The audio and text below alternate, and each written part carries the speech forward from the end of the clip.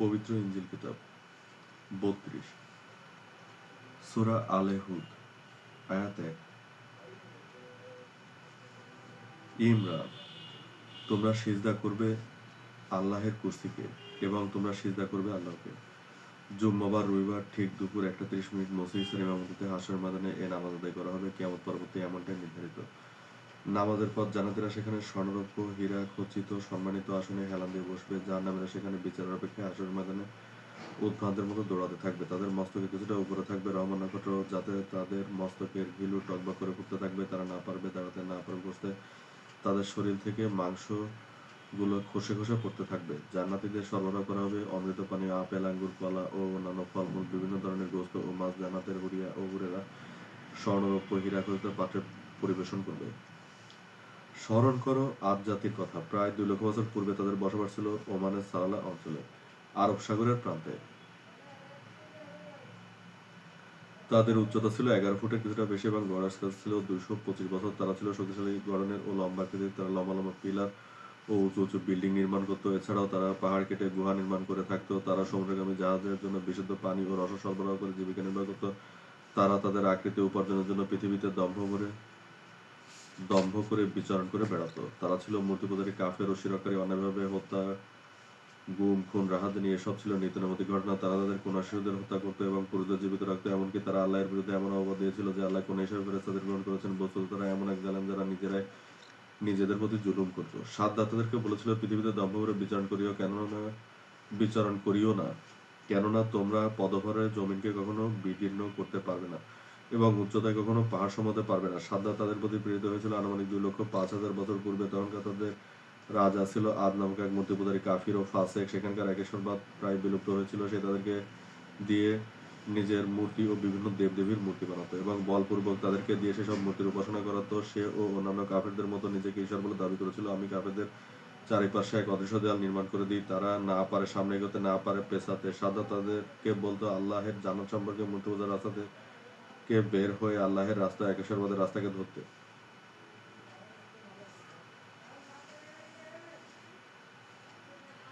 সে ছিল আমার অনুগত নেককার একজন বান্দা। সে ছিল একজন সতর্ককারী ও রাসূল। বস্তুত তারা তো ছিল এক সীমা লঙ্ঘনকারী সম্প্রদায় ও ষড়যন্ত্রকারীরা তাকে অন্যায়ভাবে হত্যা করলো এবং তার বিরুদ্ধে অপবাদ দিল। আমি তাদেরকে কিছুকাল অবকাশ দিলাম। তারা ছিল ভোগবিলাসের মতো মূর্তিগুলোকে উপাসনারত অবস্থা। অতঃপর আমি তাদেরকে প্রেরণ করলাম লাগাতার 3 দিন 3 রাত অবিরত প্রস্তর বর্ষণের সহিত বড় বড় বৃষ্টির ফোঁটার সাথে চলল অবাধ্য ঘূর্ণিঝড়, শক্তিশালী আঘাত। বড় বড় পাথর খণ্ডগুলো তাদের বসত বাড়িগুলোকে সম্পূর্ণরূপে ভেঙে দিল। পলের মতো কাফেরদেরকে দাহ করলো এবং তাদের মস্তকগুলো তরমুজের মতো ভেঙে ফেললো। অবাধ্য ঘূর্ণিঝড় তাদের ছিন্ন বিচ্ছিন্ন দেহগুলোকে মাটি থেকে উঁচুতে তুলে সজোরে আবার মাটিতে আশ্রয় ফেললো। যখন শেষ হলো তখন তাদের দেহগুলো চোখ উল্টানো মরামাছের মতো উপরে হয়ে পড়ে রইল, যা ছিল নবুয়তকারীদের বিচারস্বরূপ। এবং আমি তাদের অল্প কয়েককে রক্ষা করেছিলাম যাতে তারা আমার নিদর্শন সম্পর্কে চিন্তাশীল হয়। তারা পূর্বের বসতি থেকে সামান্য পশ্চিম দিকে সরে পুনরায় আবারও বসতি নির্মাণ করলো এবং সেখানে পুনরায় তাদের মূর্তি পূজা শুরু করলো। বস্তুতপক্ষে তারা ছিল এক জালেম ও ফাসেক সম্প্রদায় এবং আদ জাতির কাছে তাদের মাতা হুদকে পাঠিয়েছিলাম। সে বলেছিল, হে আমার জাতি, তোমরা আল্লাহের ইবাদত করো, তিনি ছাড়া অন্য কোনো উপাসনায় আর তোমরা তো শুধু মিথ্যার অনুনাকারী। হে আমার জাতি, আমি এর পরিবর্তে তোমাদের কাছে মজুরি চাই না, আমার মজুরি তারই কাছে যিনি আমাকে সৃষ্টি করেছেন। তোমরা কি বুঝবে না? হে আমার জাতি, আমি এর পরিবর্তে তোমাদের কাছে মজুরি চাই না, আমার মজুরি তারই কাছে যিনি আমাকে সৃষ্টি করেছেন। তোমরা পালনকর্তার কাছে ক্ষমা চাও, তারপর তওবা করো, তিনি তোমাদের জন্য প্রচুর বৃষ্টি বর্ষাবেন। হে আমার জাতি, তিনি তোমাদের আরো শক্তি দিয়ে শক্তি বৃদ্ধি করবেন, আর তোমরা অপরাধী হয়ে মুখ ফিরে নিও না। আল্লাহ অপরাধীদের ব্যাপারে গাফেল নন।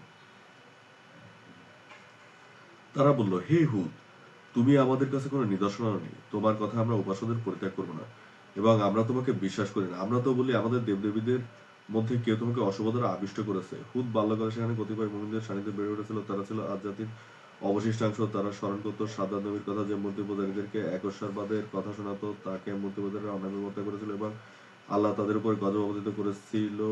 পুনরায় তাদের বসতিতে মূর্তি পূজা শুরু হয়ে গেল। তারা ছিল নিশ্চুপ, বস্তুত তাদের ঈমান হয়েছিল দুর্বল, তাদের পায়ের হয়েছিল অস্থির হয়েছিল দুর্বল। তারা এসব জনসমক্ষে বলতে সাহস করতো না। কাফিরদের নেতা ছিল আদের বংশধর থেকে সে বসতি সাধারণ জনগণের উপরে জুলুম অত্যাচার নিপীড়ন করত। সে নিজে ছিল মূর্তি পূজারী এবং দুর্বলদের মূর্তি পূজার জোর জবরদস্তি করত। অন্ধকারের কুসংস্কার ছিল যেন তাদের সঙ্গী। বস্তুত তারা হয়েছিল এক পথভ্রষ্ট সম্প্রদায়, যারা ছিল সীমা লঙ্ঘন করার দ্বার প্রান্তে। আল্লাহ তাদেরকে অনেক কাজ থেকে পর্যবেক্ষণ করেছিলেন। তারা আসলে অপেক্ষা ছিল মোসে, যিনি তাদেরকে এই ফিতনা থেকে মুক্ত করবেন। হুদকে শিক্ষা দেওয়া হয় আদমের ব্যাপারে, শীষের ব্যাপারে ও কেনানের ব্যাপারে, এবং তারা ছিল নূ ও হামের বংশধর থেকে। তারা হুদকে নূ ও সাদ্দাদের ব্যাপারে যাবতীয় সব অবহিত করে। এছাড়াও তারা তাকে অবহিত করে খিজির, ইলিয়াস ও লোকমানের ব্যাপারে। আনুমানিক প্রায় 70 বছর বয়সে এক সম্রাট আদম কন্যার সহিত বিবাহ বন্ধনে আবদ্ধ হয় হুদ। অতঃপর সে কিছুকাল তাদের মাঝে একে সর্ব প্রচার করে বেড়াতে লাগলো, আমি যার কাছ থেকে তোমাদের কাছে প্রেরিত হয়েছি তিনি মহান ও পবিত্র সর্বেসর্বা। তিনি এই 7 আসমান ও জমিনের স্রষ্টা, এবং তোমরা সকলেও যদি গাফেল হও তাতেও আমার রবের কোনো ক্ষতি হবে না। আমি আল্লাহকে সাক্ষী করছি এবং তোমরা সাক্ষী হও, যাতে তোমরা যাকে আল্লাহ শরীক করো আমি তা থেকে নির্লিপ্ত। তবে তাদের গুটি কয়েক ব্যতীত অধিকাংশই মুখ ফিরে নিল। কতক বলল আমি ইহা মানি না। কিছুদিন পর কতক তাকে পাকড়া করলো, বলল হে হুদ, তুমি যদি নিস্তার না হও তাহলে আমরা তোমাকে নির্ঘাত প্রস্তরাঘাতে হত্যা করব। হুদ তাদেরকে বলল আমি নির্ভর করি আমার ও তোমাদের পালনকর্তা আল্লাহর উপর। এমন কোন জীবজন্তু নেই যে তার এতদিন নয়। আমার পালনকর্তা নিঃসন্দেহে আমাকে সর্বদা পরিচালিত করেছেন। অতঃপর তোমরা মুখ ফিরে নিল। আমি জানি প্রেরিত হয়েছি তা তোমাদের কাছে পৌঁছে দিয়েছি। হয়তো আমার পালনকর্তা তোমাদের পরিবর্তে এই জায়গায় অন্যদেরকে স্থলাভিষিক্ত করবেন। এ ব্যাপারে আল্লাহর সিদ্ধান্ত চূড়ান্ত, এবং তোমরা সবাই মিলেও তার কোনো ক্ষতি করতে পারবে না। কিন্তু তারপরও তারা হুদের বিরুদ্ধে ষড়যন্ত্র করতে লাগলো, এমনকি তারা হুদকে হত্যার পরিকল্পনা পর্যন্ত করলো। আল্লাহ তাদেরকে কিছু কাল অবকাশ দিলেন। অতঃপর যখন তাদের কাল পূর্ণ হলো, তখন এই সীমালঙ্ঘনকারী জনপদকে আল্লাহ পাকড়াও করলেন। প্রথম গরমে আল্লাহ তাদের উপর প্রেরণ করলেন এক ধরনের ক্ষুদ্র অণুজীব, যা পানির মাধ্যমে বাহিত হয় এবং তা পানে তাদের পেট পীড়া সহ অবিরত পাতলা নির্গত হতে থাকে, এবং দিনকে দিন তারা সুখে দুর্ভাগ্য ও কষ্টকরভাবে মারা যেতে থাকে। ও তাদেরকে বলল আল্লাহর নিকট ক্ষমা চাইতে, তবে তারা তখনও তাদের মুখ ফিরে রাখলো। সমস্ত গরমকাল এরও অতিবাহিত করলো, এবং তাদের অনেকে মারা গেল। অতঃপর তাদের উপরে নেমে এলো দুর্ভিক্ষ, এবং না খেয়ে দলে দলে বড়দি লোকেরা মারা যেতে শুরু করলো। আবারও হুদ তাদের নিকট গেল ও বলল, তবে এবারও তারা তাদের মুখ ফিরে রাখলো। এভাবে তারা শীতকাল অতিবাহিত করলো। যখন মে মাসেও সেখানে সামান্য বৃষ্টিপাত হলো না, তখন তারা চরমভাবে দুর্ভিক্ষের কবলে পড়লো। সমস্ত বসতি মৃত মানুষের গন্ধে ভরে উঠলো। কাফিরদের অধিকাংশ ইতিমধ্যেই মারা পড়েছে। যারাও টিকে আছে তারা অত্যন্ত দুর্বল, মানসিক ভারসাম্যহীন, পাগল প্রায়।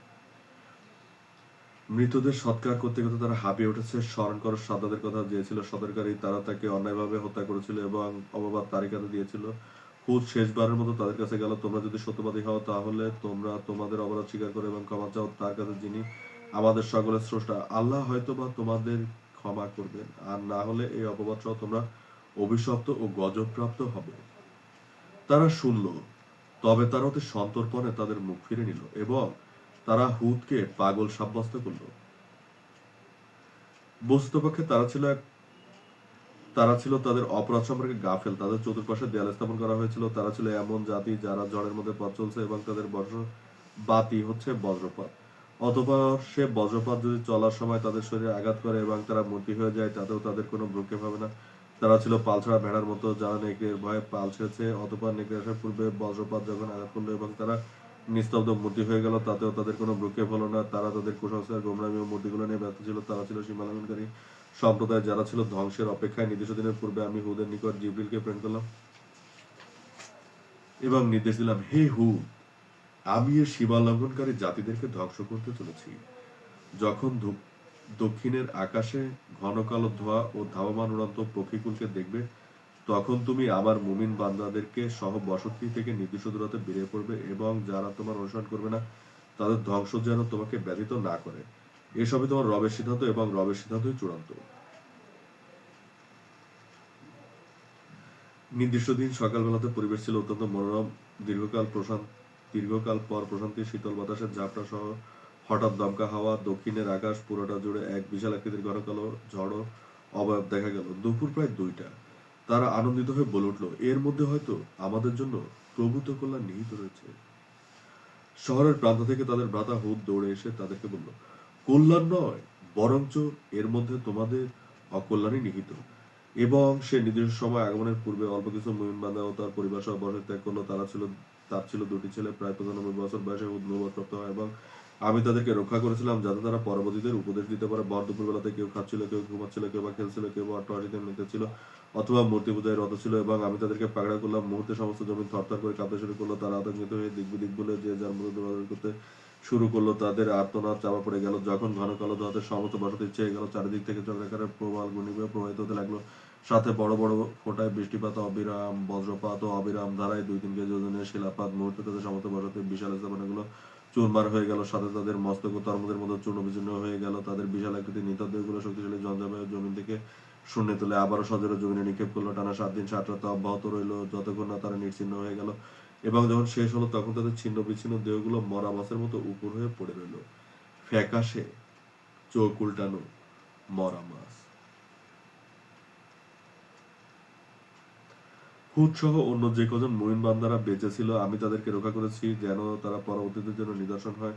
তাদের ধ্বংসপ্রাপ্ত বসতি আজও মুমিনদের জন্য নিদর্শন। অন্যত্র সরে গিয়ে ইহুদের পরবর্তী বংশধররা বসতি স্থাপন করে স্মরণ করে ইহুদের পরবর্তী আরো পশ্চিমের বসতি সামুদের কথা। সামুদ জাতির কাছে তাদের ভ্রাতা সালেহকে প্রেরণ করেছিলাম, তাদের কাছে নিদর্শন হিসেবে প্রেরণ করেছিলাম একটি গর্ভবতী মাদি উটনী যা দিনের আলোতে পাহাড় ভেদ করে বেরিয়ে এসেছিল। তবে তারা তাকে হত্যা করলো অতিরিক্ত দুধ পাওয়ার আশায় এবং সীমা লঙ্ঘন করার জন্য আল্লাহ তাদেরকেও একইভাবে ধ্বংস করে দেন। নিশ্চয় আল্লাহ প্রতিশোধ পরায়ণ এবং অঙ্গীকার পূরণে তৎপর।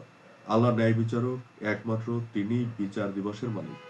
কিয়ামত তো আসন্ন, যা হবে চোখের পলকে। আল্লাহ এক অদ্বিতীয়, তিনি ছাড়া কোনো মাবুদ নেই। সদাকল্লাহু